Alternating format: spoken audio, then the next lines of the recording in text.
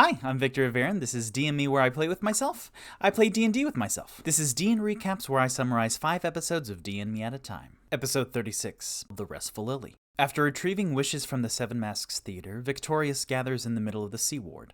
Rock writes a letter to Circumstance on a paper bird and releases it into the air. The message leads them on a fast-paced chase a couple blocks northeastward to the Temple of Beauty.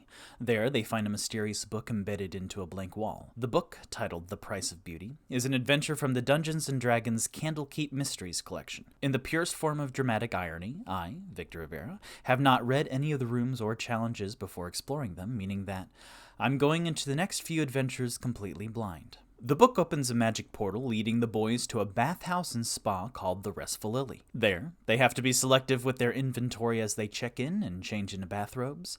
They meet a welcoming employee named Sayeth and Peggy, a rather large woman who pushes Tipsy and Rock to the brink with physical challenges out in the garden. Episode 37, Bad Feeling. Airing Star Wars Day, May the 4th, the boys then enter the lounge, where Tipsy and Onyx drink, Rock gets his nails done, and Toot Toot meets the bathhouse's bookkeeper, Morgana. Waddles investigates a back storage room, then my boys wander carefully into a mysterious hallway, which turns out to house guest rooms. Tipsy picks the lock to one of the vacant rooms, my boys investigate, and afterwards, a nameless employee catches them exiting the empty room he had just turned over. Rock's suggestion spell fails to take hold, and as the employee turns to leave, Toot Toot runs down the hallway for Episode 38, Bath and Hot Spring. Toot Toot explains that they had just rented out the room and was checking it out, and with a successful deception check, the employee believes him. The boys then rent rooms for the night and go into the titular Bath and Hot Spring where they meet Chainco, a suspiciously haired dwarf nobleman,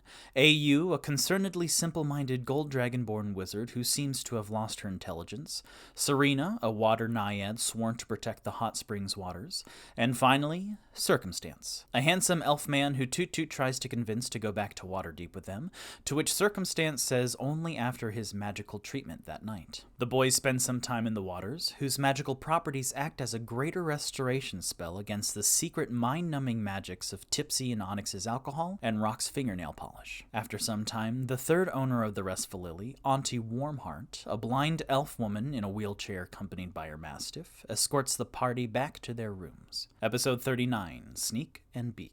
Once in their rooms, Rock suddenly remembers that all of their inventory is still in the changing room's footlockers.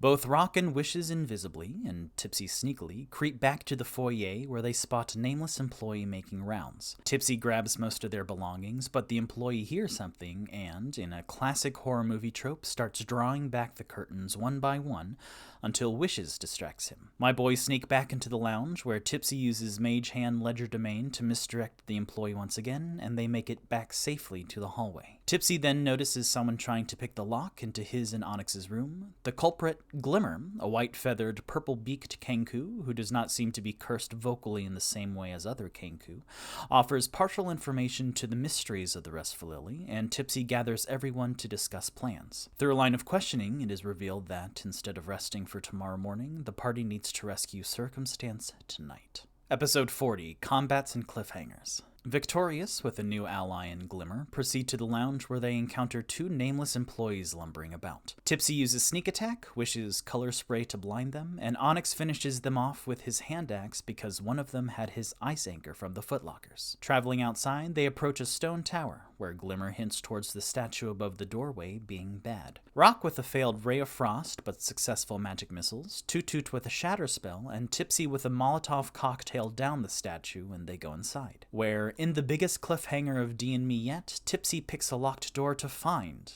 Morgana, Auntie Warmheart, and Peggy painting a hairstute portrait of the totally hairless Chainco, and Auntie Warmheart saying to Tipsy, "It looks like you are next."